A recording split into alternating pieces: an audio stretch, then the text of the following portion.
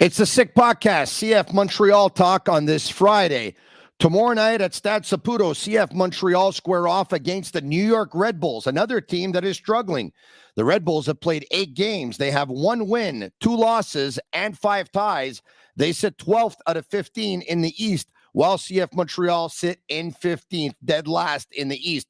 But hopefully the win versus Vaughan Azzurri in the Canadian Championship gives the players a little confidence. Speaking of which, Rudy Camacho says there's a lack in confidence right now, not only with the results, but also in the way they play. In terms of the way they play, Coach Hernan Losada talked about the way he wants them to play compared to the way they used to play. So what are they going to do next? Are they going to go back to play the way they used to play or play the way they've been playing thus far this season? Or if not, what adjustments are they going to make? We're also going to break down the opponent as Mark Fishkin, reporter for the Seeing Red podcast, will join us to talk to us about the New York Red Bulls. All that is coming up. First and foremost, my buddy, Jeremy Filosa.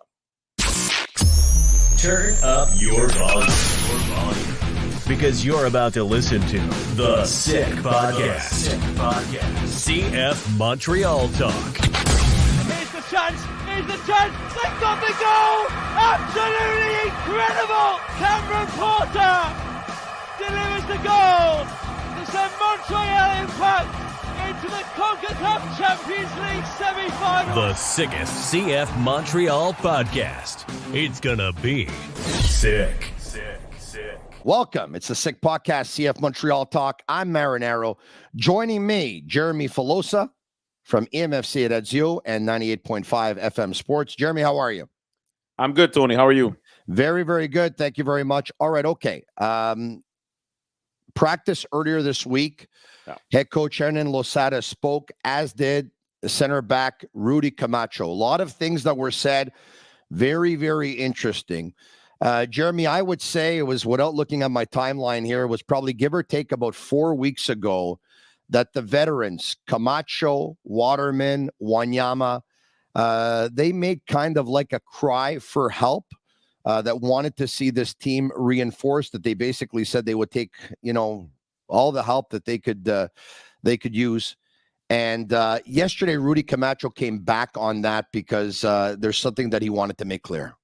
Yeah. So, what he said, and he was the first one to say it, and he said, whatever help we can get, we will take, And I don't know why, but he felt yesterday like he needed to explain, what he said all those weeks ago. And, I think somebody in the organization probably went up to him and said, what you said makes the kids look bad on the team. But I never felt that Rudy Camacho was pointing fingers at the young players on the team. He was just being a realist. I think he was realizing that the team needed help, and I don't think he's blaming the kids. He understands the situation that Zouir and Saliba have been placed in. He's not going to point fingers at them for sure.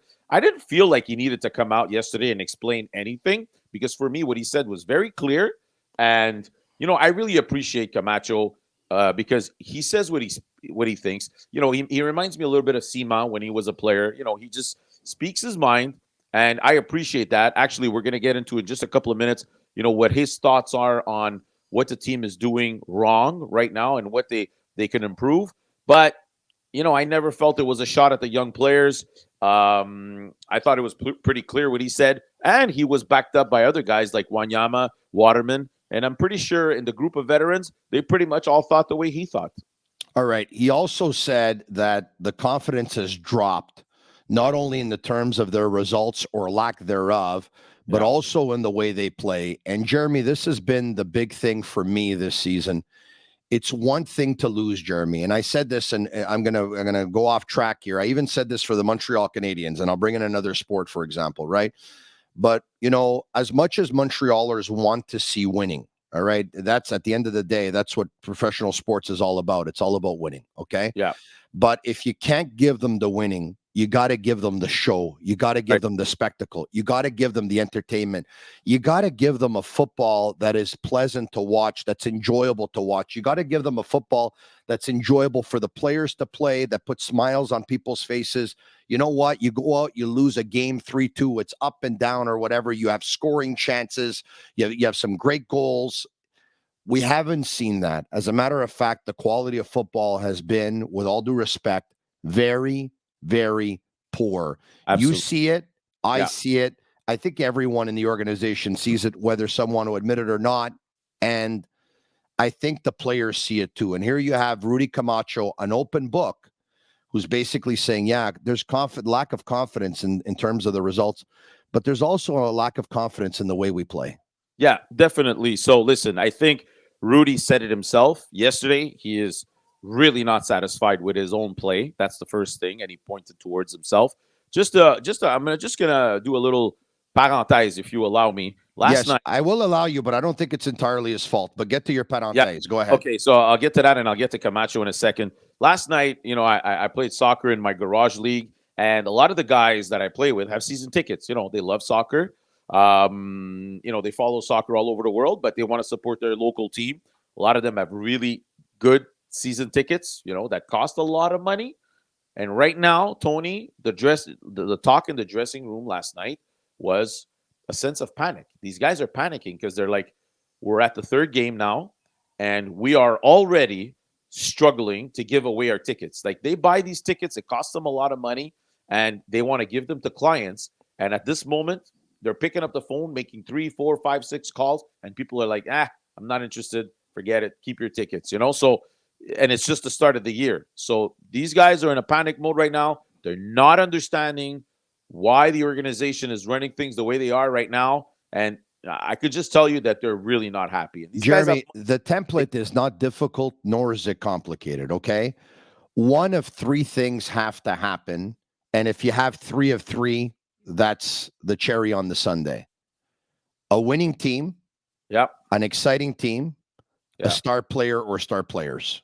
Right. That's it. Those are the 3 ingredients. I mean, that's it. So listen, there are a couple of things there that you can't control. You can't control winning every year, unfortunately. You would like to, but you can't. At a certain level, you can or can't control the quality of the play on the field. We're seeing that right now. They're struggling with that.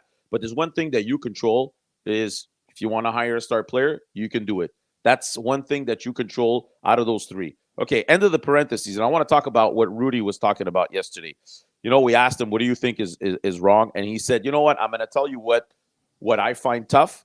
And he goes, I'm only speaking for myself, but from the way he was speaking, you could tell that he's not the only one.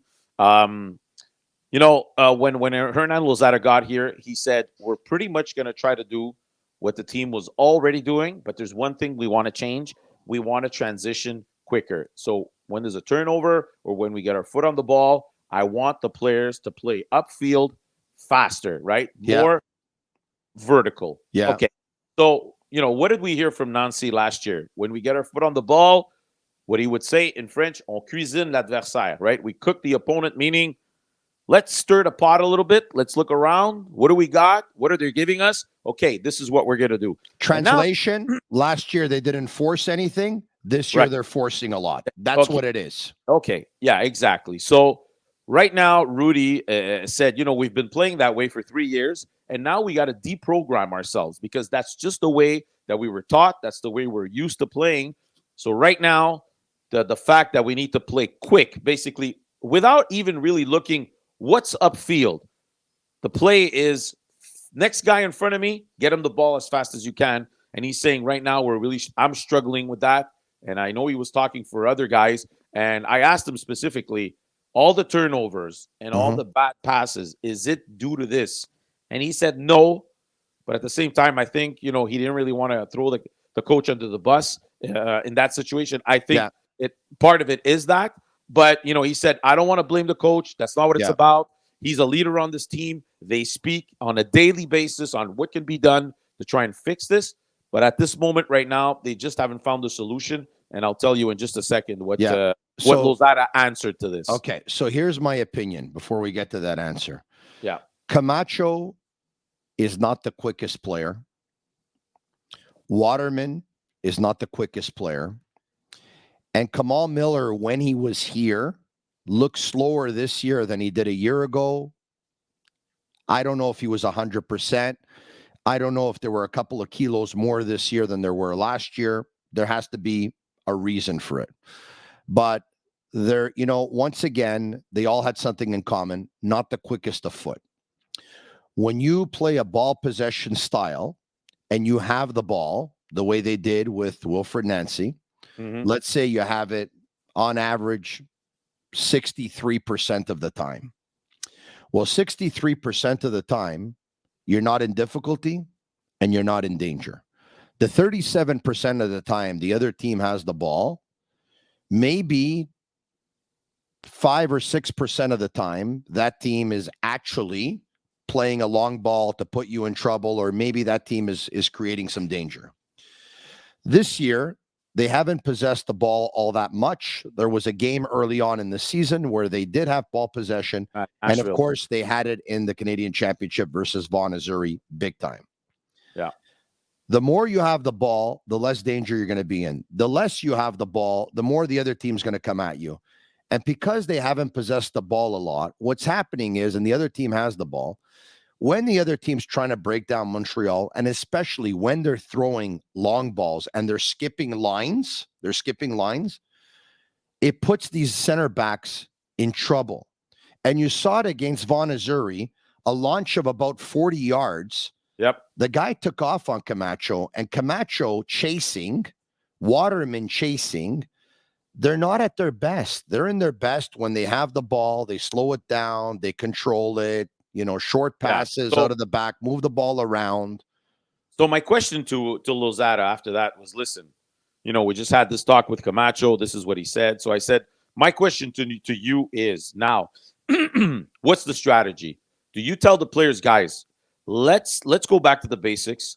Yeah. Let's go back to what you guys used to do last year. Let's see if we can at least lay down some groundwork for how we want to hold the ball.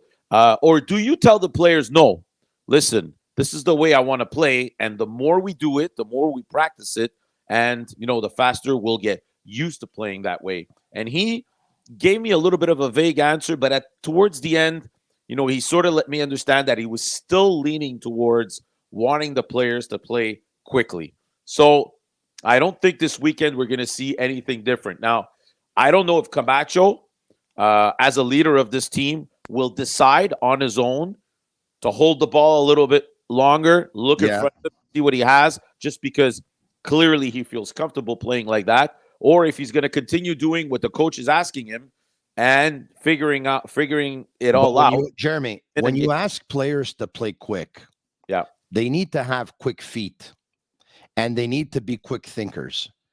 And the ones that aren't quick thinkers and the ones that don't have quick feet, they're not going to look good in this kind of system. And I'm going to tell you something else that they did last year.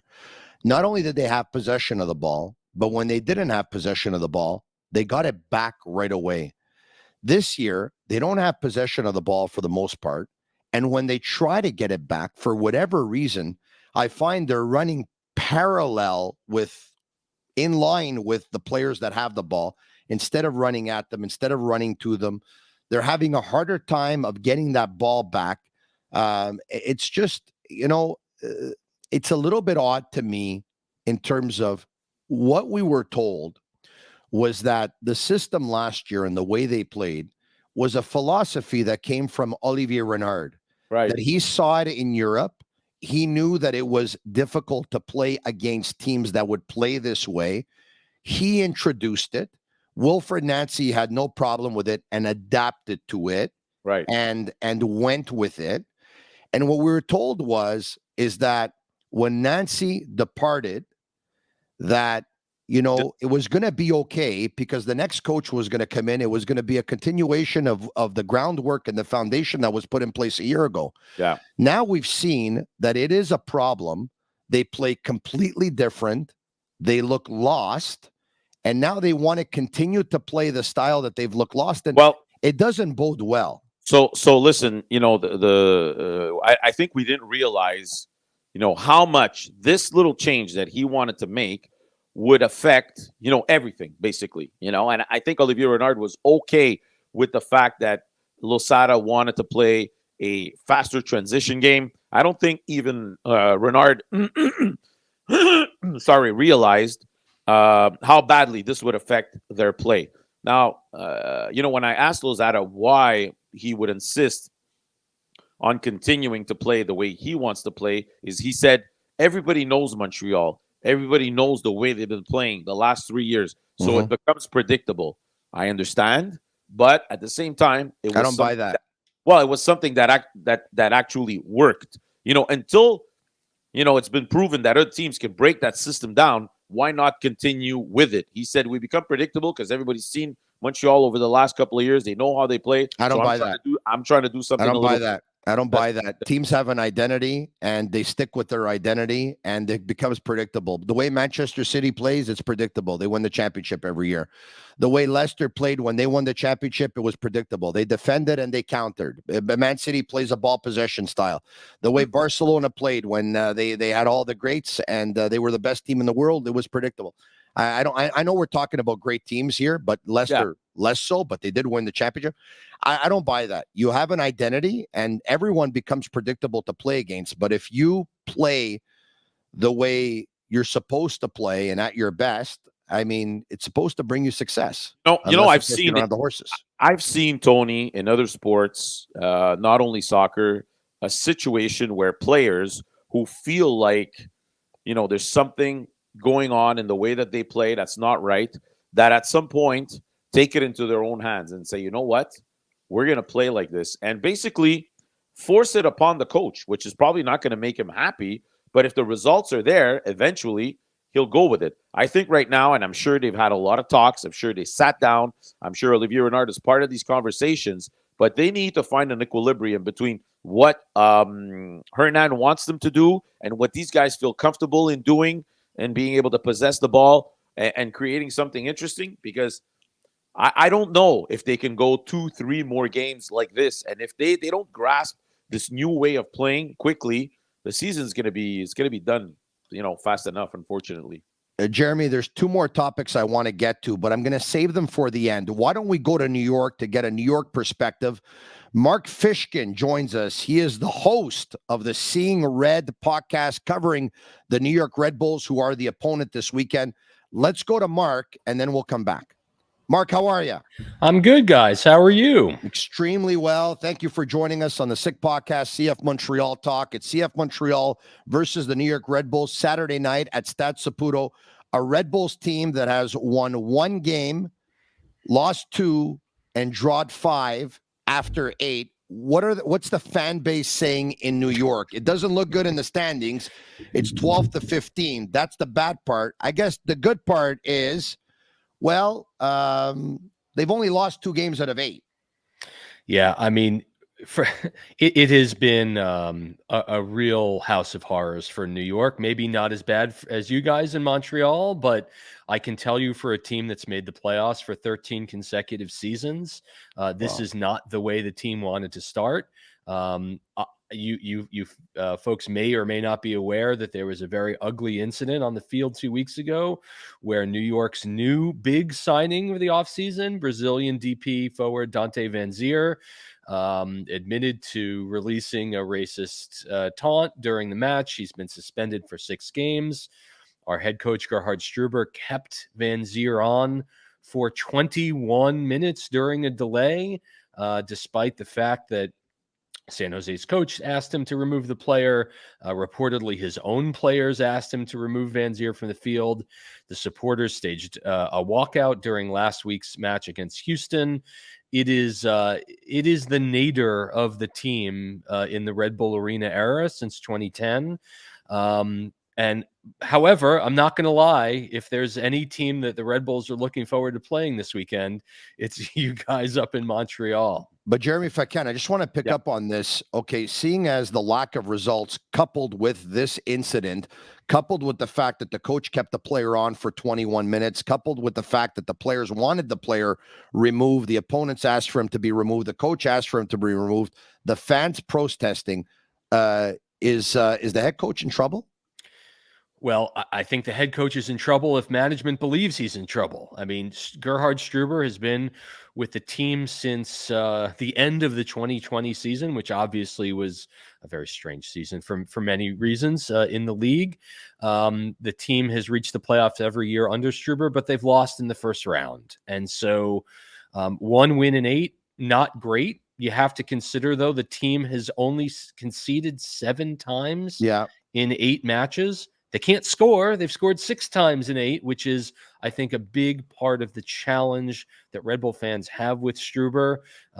His high pressing style and desire to keep teams in their own defensive third means there isn't a lot of room to get the ball to the forwards who have really yet to make an impact. And Struber has probably had 10 or 12 forwards during his time as coach of Red Bulls, and it's due to the system that he plays and the tactics that he uses. It's just, you had mentioned earlier the desire to play winning football and attractive football. Red Bull plays probably the ugliest football in the league, and when it's effective, fans don't mind it. But when it's not effective, like it is now, it's very, very hard to watch. So the Red Bulls are in a bad way. The fan base is in a bad way. The supporters are in the bad way. I don't certainly expect Struber to get any sort of re-up or desire to stay after 2023. The real question is, does he last the year? Jeremy? Yeah. I was just to let you guys know that I was on this weekend. I was on a conference call. I'm not sure if you were on that call with the MLS, and obviously I'm doing some work with Apple TV. So we had a conference call that lasted about an hour and a half, where we addressed all the issues and the reasonings why they came up with the suspension. How did they come up with the suspension? And I would say that most of the questions that were directed to the league from reporters on MLS Season Pass was why was Struber not suspended? Why was he not made culpable as well as the player, because he kept the player on the field? But I just want people to understand that this is not a decision that was taken easily or lightly by the MLS. Like I said, they took about an hour and a half in a conference call to explain to us, and we were allowed to ask all the questions that we needed to ask about, how the situation went down. The admission of guilt obviously played a big role also. We remember that Taxi Fuentes last year was involved. Denied. Yeah, exactly. So he denied, so they weren't able to prove it. So just to let you know that the league does take, these types of offenses very seriously. Yeah, I mean, in addition, the series of releases that the team made, the first one from Struber didn't actually apologize, didn't include an apology. He was really just attempting to explain, well, if I had all the information at the time that I know now, I would have taken the player off. It wasn't until a press availability days later that he actually apologized. In any case, back to the football. Yeah. You had mentioned the challenge that Montreal players have with getting the ball off their foot quickly and thinking quickly. And the Red Bulls are the absolute worst team to face off against a team that's having trouble moving the ball quickly, because they press 100% of the time on 100% of the field. And if Montreal's defenders can't think quickly and decide where they're going with the ball, it's going to be a very long day for CF Montreal, because this is literally you talk about team identity. The high press and energy drink soccer is what New York does. They're probably going to do a lot of punting out of the back. Then, if that's the case, if they can't react quickly, they can't think quickly, they can't pass quickly, they're probably going to do a lot of punting to get that press out. Are these Montreal, for the most part, plays a 3-4-1-2 or a 3-4-2-1?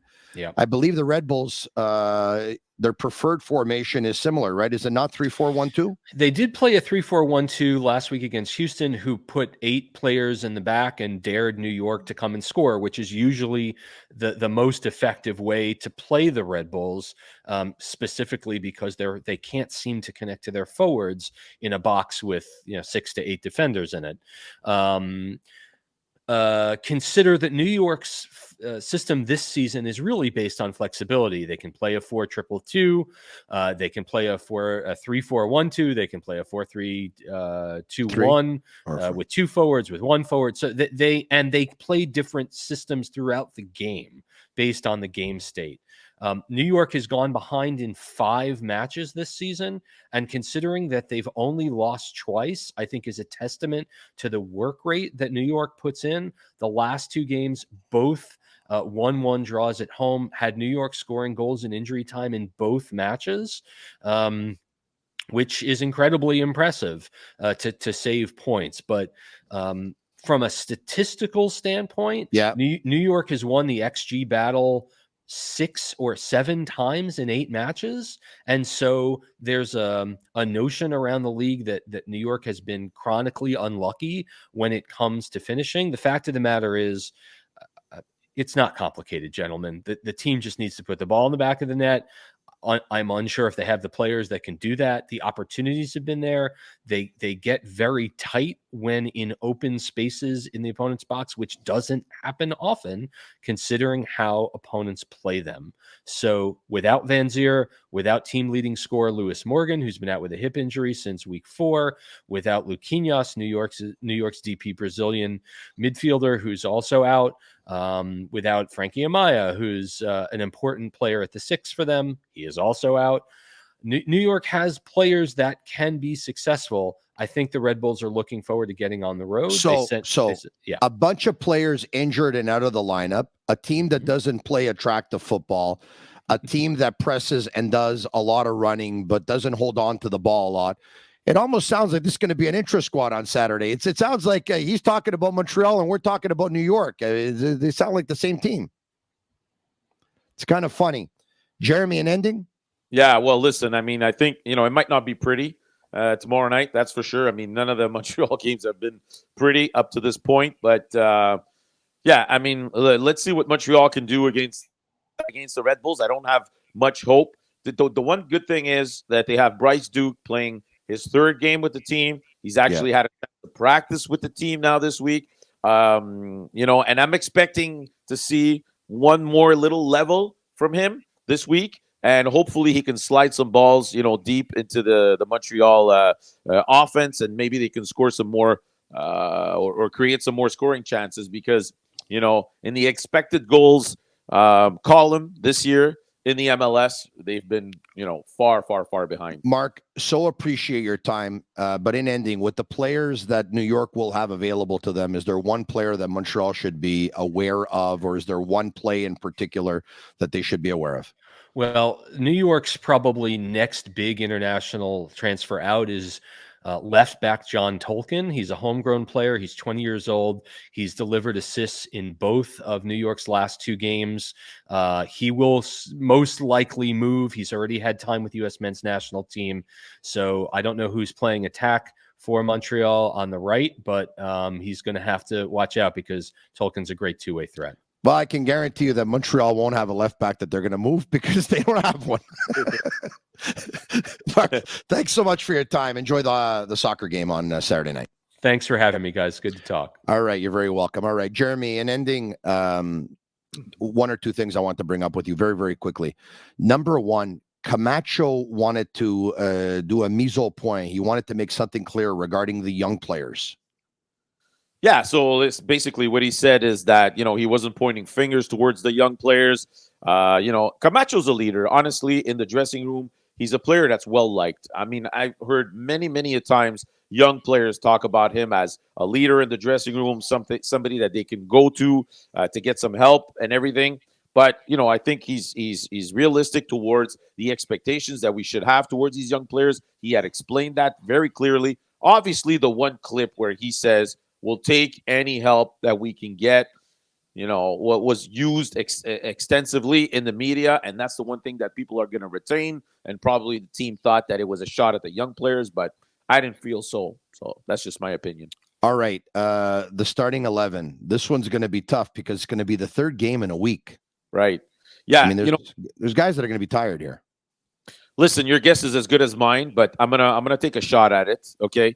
I think Sirois is going to get back in the net. That's for sure. The central defenders will probably, like Camacho now played, in the middle of the week. Are they going to want to give him a week off or this game off? I'm not sure. It's not impossible. I don't think Campbell is ready right now to play on the left side of the park, but look for him to start maybe the following week. So I think they probably go with Corbo. Waterman, Ketterer also started this week, so I'm not sure about that. Probably Camacho comes back again. Probably Camacho's there again. On the left-hand side, did they see enough from Miliadis to give him a start as a wing back? We'll see. He had a pretty good game this week. I think Herrera is going to be on the right. He wasn't dressed this week, so he'll be fresh to come in. Wanyama will be there, that's for sure. I'm not sure. Maybe Choinière plays as a 6, but Choinière also played 60 minutes this week or 45. If I'm not wrong, Saliba might get in there. Yeah, but Saliba, there's one thing that people got to know. Last week I was at a training session because people were telling me, how is Saliba not dressed in the Canadian Championship? He pulled a hamstring or something, no? Pulled a hamstring, yeah, exactly. Okay. Right. So he's not 100% right now. I'm not sure if he's gonna dress this week. I think Losada really liked the connection between Rea and Duke. I think those two guys can do something together. Losada was that type of player when he was playing, an offensive, small midfielder that created a lot of offense, generated a lot of offense. I don't know if they both get the start again today because they started in the middle of the week. We'll see about that. And I think Lassiter explained to us very well that if they need him to play left wing back, he'll do it, but he'd rather play closer to the net. He's not a wing back. He's not a wing back. He's a second forward. Yeah, he's a second forward. He doesn't like to run back. No, exactly. So he said he'll do it if he has to, but he'd rather play left wing or as a striker in the striker position. And right now, I think, Tony, honestly, with all the difficulties that they've had putting balls in the back of the net, I expect a guy like Lassiter to be used probably as a striker because they don't have wingers in the system they play right now. No. So we'll see about that. So just to tell you, Matko Milovic is slated to come back to Montreal today. Yeah. Hopefully we can see him at some point soon in the next couple of weeks. Aside from that, that's pretty much it. Yeah, well, Sean Rea was their best player last game in the Canadian Championship versus Vaughan Azzurri, but should they think that maybe he needs a little bit of a rest because, out of his work rate over the past couple of games? He hasn't been overused. Ahmed Hamdi is always a possibility, of course. There's a guy that the coach said at the beginning of the season that he thought he would be one of his 10s, and here's a guy who hasn't been used all that much. Yeah, you're right. But I see... Listen, I think Rea and Hamdi can split this game. If one guy starts, plays 60 minutes, the other guy comes in after that. I don't think the coach is overly impressed with what Ahmed Hamdi has brought to the table so far. We'll see. He told us on Monday he wasn't going to be rotating very much because he wanted to keep a consistent team on the field to try and build some chemistry. And at the end of the day, I think there were 6 changes in the lineup. So yeah. I would think that maybe Lassiter and Sanusi Ibrahim will end up splitting. One will play one half, one will play another, and maybe Ofer will play most of the game. Anyway, we look forward to it. Saturday night, CF Montreal versus the New York Red Bulls. Follow us on our YouTube channel. Subscribe. It's absolutely free. The Sick Podcast, CF Montreal Talk. And follow us on Twitter at SickPod, CFMTL. He's Filosa. I'm Marinaro. Good game, everybody. Take care. And that's a wrap. Hope you don't miss us too much until next time.